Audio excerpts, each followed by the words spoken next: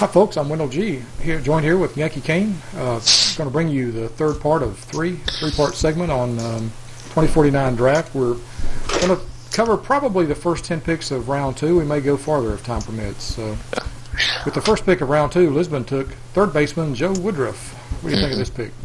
Well, it's the second third baseman taken draft, I believe. A big drop-off between third basemen. Yeah, he's no Chris McBride.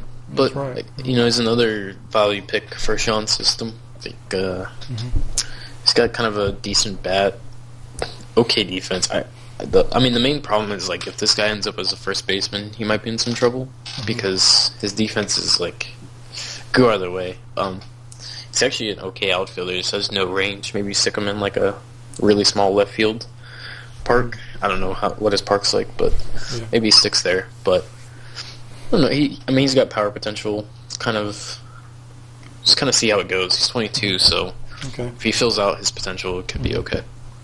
Yeah, but being 22, that contact of 40 kind of scares me right now. And that 35 eye, but yeah, definitely. I haven't checked out the other second round picks, so maybe he was the best. He's a Richmond product. It looks like Richmond Railroaders. Yeah, the old Mr. Radpants team. Yeah. Is that right? Was that Yeah, Rad. Richmond Radpants. That's right. So Baton Rouge had the second pick in round 2. Yep. It's starting pitcher Zaid Hudhaifa. Yeah. Zaid Hudhaifa. So I actually like this pick by Real. I just too. I like this a lot. This is a case where I think people were taking too many hitters and ignoring.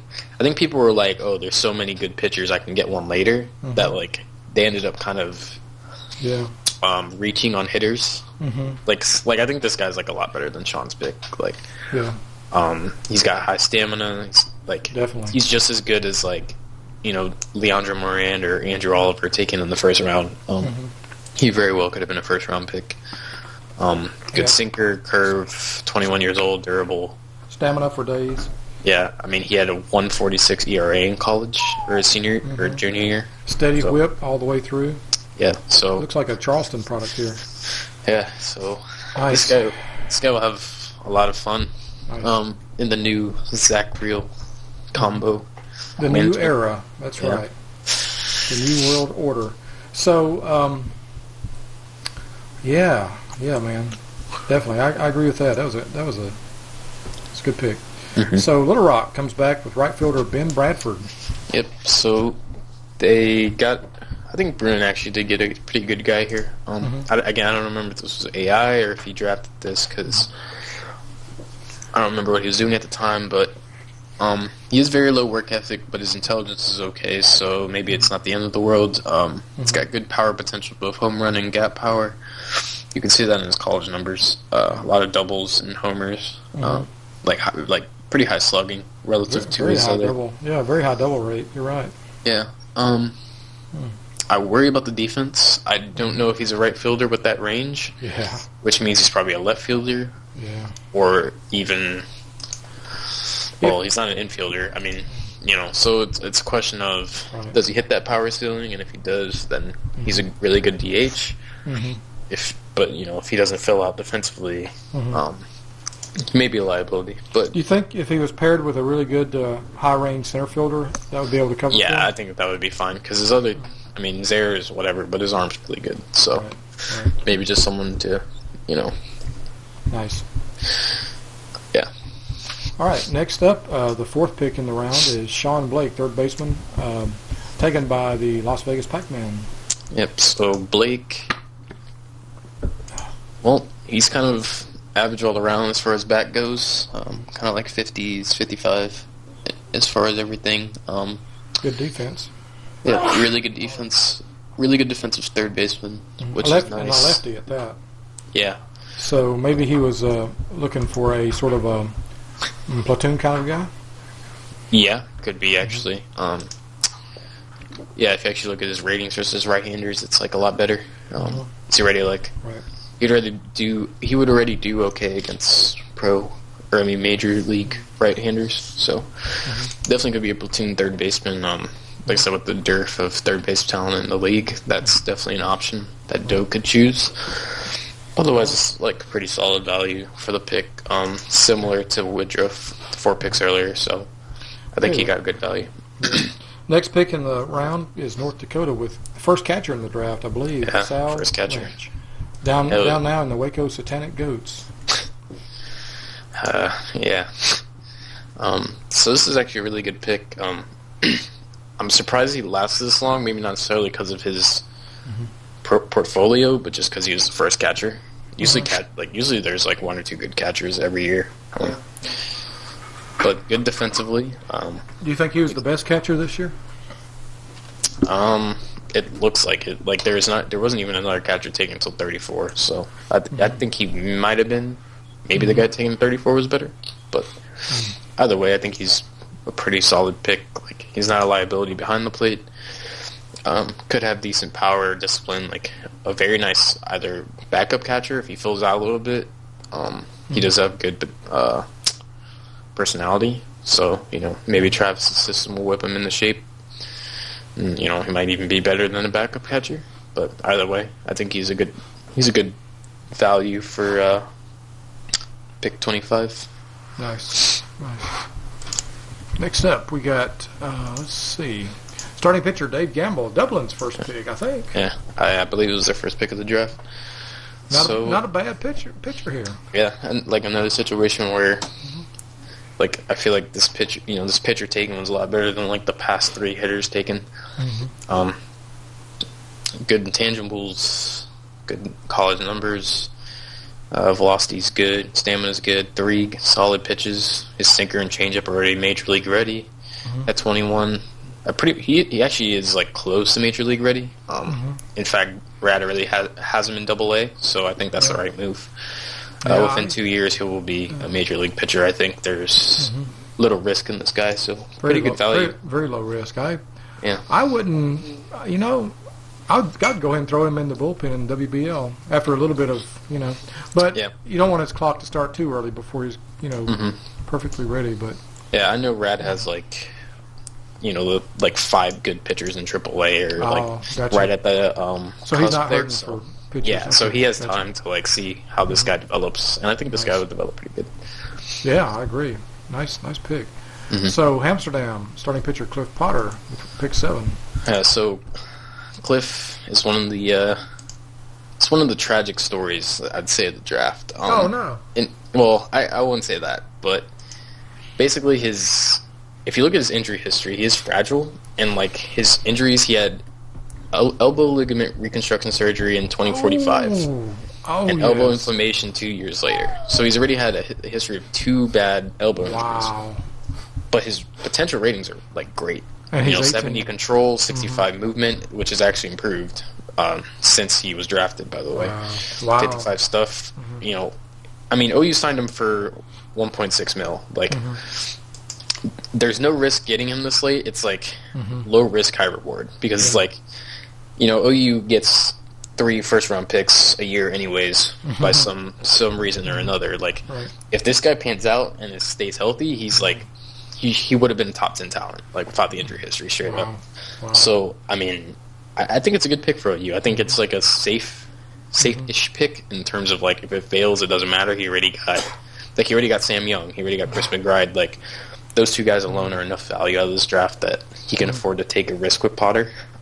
If it was like, if Rad had taken this guy and it's like his only pick or his first pick, then maybe that's a risk. But I think it was definitely a pretty smart pick by OU to kind of like take this guy, this injury risk. Well, you look at this guy's stuff. It's 40, according to OSA, 40 out of 55 with 55 ceiling. But yet you look at his pitches, and all of his pitches have a 60 ceiling. Yeah. And so if he starts pushing up towards those ceilings, his stuff potential will grow as well. Yeah. So, yeah. Yeah, it's definitely we'll see how it turns out. I mean, he could get Tommy John his first game of single A, or he could go injury-free the rest of his career. And then OU comes out, looking like a genius again. So. Well, and the most important stat, this guy can put down that sacrifice bunt for days. Yeah. That's right. Who needs a DH? So next up we got good air, Buenos Aires Gauchos with Perhaps, was it their first pick of the draft? It was because they traded, Okay. their next 5, 6 firsts for Kasib. So, Oh, that's right. That's right. Yeah. yeah. So Stover, I wish Osik was here to talk about it, but I think Osik got a good guy here. Pure Another guy that, bullpen guy, it looks like to me. yeah, if the changeup improves, he will be a starting pitcher. If not, no harm, no foul. Like, his other 2 pitches are good enough that he could be a really solid setup man. Just kind of see how it goes. He is fragile, but, I mean, you can take what you can get at 27 or whatever pick number this is. He was signed for very cheap. Like, low risk for Osik. He's winning right now. Like, if this guy doesn't pan out, it's not the end of the world. Like, basically, like, how it works in this league, it's like people rebuild, like, to a point of extreme, and people win to a point of extreme. So even if your system is total garbage while you're winning, it doesn't really matter, because you're going to do like I did and trade away your entire lineup, and then you end up with a good system. Like, my system will probably climb to top 5 now with my my first 3 picks. Yeah. So if this guy doesn't work out, whatever. If he does, solid bullpen guy for Osik. Or maybe I'm really surprised at how he's listed as a starting pitcher and almost a 4-star potential, which really surprises me with that changeup rating. Yeah. Anyway, yeah, okay, Maybe the star system knows something we don't. maybe so. I kind of wonder about his development. Let's see. Yeah, okay. All right, next up is Cairo's second pick of the draft, closer Alfred Stout. Another guy who probably should... No, he definitely a bullpen guy with that 30 stamina. Yeah. He's got the pitches to be more than a bullpen guy, but... Yeah, his repertoire is really strange. Like, It is strange. His velocity is only 85. God, He throws changeup, a sinker, a forkball, and a curveball. So, weird. I mean, this guy is gonna, like, if you put him in right after someone throwing like 95, the hitters are just gonna be totally off balance for the first Well, in real life, time yeah, to the order. for Yeah. sure. But yeah, I mean, he's got good stuff, good movement, good control. He is 18, but his intangibles should hold up. Yeah, Good but ground ball. look at his senior year in high school. He a 2.03 whip and a 5.52 BABIP. Oof. That is defense right there. There is no way your BABIP should be 552. Well, he only got 11 innings in his senior year, so I wonder. That kind of skews things too. Like, I don't know. I mean, he should be okay. I actually don't believe. Oh, okay. So he actually didn't sign with Cairo. Last year. Spoiler alert: he didn't sign with Cairo. But That was last year. or was it? 2048. No, you're right. Yeah, he didn't. So You're right. so he actually is in college now. But I mean, Oh, yes. Huh. yeah, I didn't want to like look at every single player to see where they went or not. But Gotcha. I don't know if anyone else I've missed as far as that goes. But either way, this guy will probably come back in the draft in 2 or 3 years and still be a solid bullpen prospect. Okay, the 10th pick in round 2, Frank Parker, corner outfielder. This was Carl's first pick. Not bad in terms of value. Bulldog. He is durable. He had some pretty good college numbers. He is slow, really, really slow. So it's probably not going to stretch out too many doubles. I mean, he only had 6 in college every year, pretty much. But he's got a decent bat all around. He's not a liability in the corner outfield. Overall, like, pretty good. He's not going to be, like there was other corner outfielders picked ahead of him that are better, but Pretty good pick for the middle of the second round, I would think. yeah, you can definitely see like maybe in a previous draft this guy would be like early 20s and he's Right. 30. So Okay, well, we're 14 minutes into this third segment of our podcast. What do you think about continuing on? we can probably keep going at least and get through all of Sean's picks. Okay, so pick 11 in round 2 was Cairo's Richard Brown. Oh, Dick Brown. So we got a starting pitcher here, good stamina. Yeah, so he actually was signed by Cairo, by the way. He is fragile, but he has really good intangibles. Stamina's good. Velocity could be better, but 3 million. I mean, wow. yeah. His control is 75 potential, which is really high. Relative to the current rating. If it hits that high, then he's going to be like a junk baller kind of, where he's like this number 3 starter that is just not going to walk anyone and force the hitters to make sure they're on their game. So he could be a good pitcher as far as that goes. If the control never hits the ceiling, maybe he turns into a bullpen guy, but he's got room to grow and good intangibles, so I think he can make it into a starting rotation somewhere. Nice. I wonder about guys like this who have who have average stuff and movement, but extremely high control.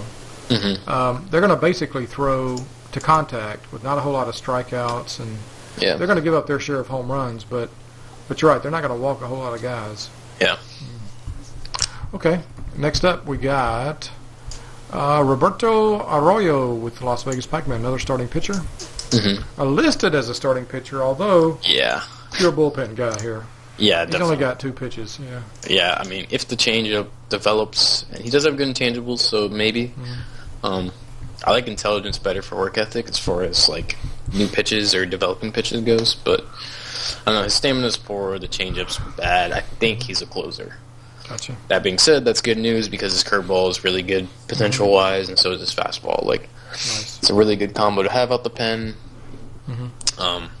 His other stuff, his movement control is all good. So he is a lefty, so he could be like a dominant, like 7th inning, 8th inning lefty out of the pen that just like shreds up a predominantly lefty hitting lineup. There you go. Nice. Sundown. You better take care. Yeah. Next up, the trio of Lisbon picks. First off, we've got a corner outfielder, a catcher, and a starting pitcher. So let's start off with Jimmy Lewis, the left fielder. Jimmy Lewis, he's an okay defensive outfielder. Not going to be a liability in the corners. He's not going to play center, but that's all right. His feeder league numbers were all good. Never really had a down year. Around 2 WAR every year, so not bad. Very consistent, Mr. Consistent here. Yeah, his current ratings are a little low for his age. He's mostly 30s, despite being 21. Damn, yeah. But maybe he's a late bloomer, which is, good. His power potential is really high. Could be a solid bat. Nice. Maybe a starter, maybe a 4th outfielder. Either way. Either way, another safe pick for Sean. Yeah. Not too risky. So then we have the catcher, Mark Floyd, the second catcher taken in the draft. Wow, he's ready. Golly. Yeah. He might be better than the guy that the AI took for Travis. Yeah.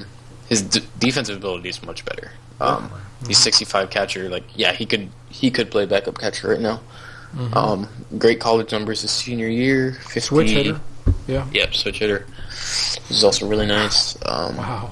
Yeah, he perfectly 50. 50s across the board versus left-handers and right-handers. Yeah. How about that? His power could hit 60. His eye 55.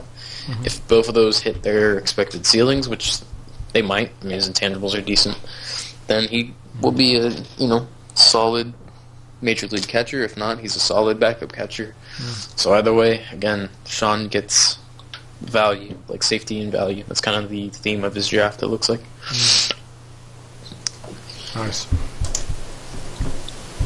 Next and lastly, the starting pitcher, Jan Kieselewski. Kieselewski, yeah. Kieselewski. Yep, another decent pitcher. He was kind of one of those guys that maybe stuck around a little bit too much. Because of his control, probably. Yeah, I don't know. I don't know exactly what caused him to fall, but he's he's got 5 good pitches.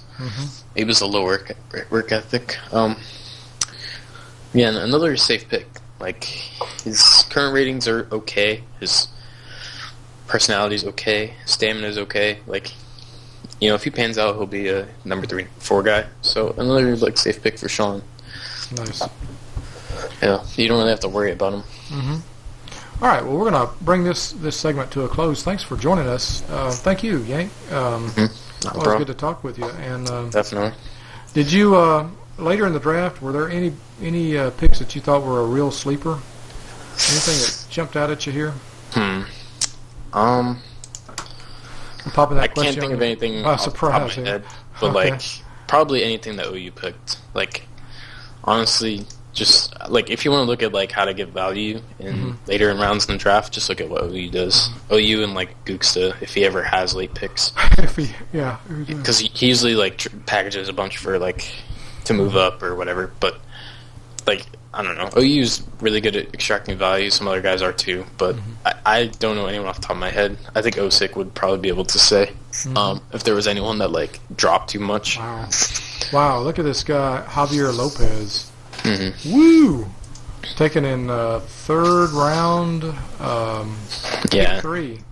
yeah, and he's just as good as like the guys in the second round. So He's ready. He's WBL ready. 22 Yep. years old. Great stamina. Good defense. Woo! What a steal! yeah, What a steal! He's Yeah, probably he's- good enough to go into the Amsterdam rotation right now.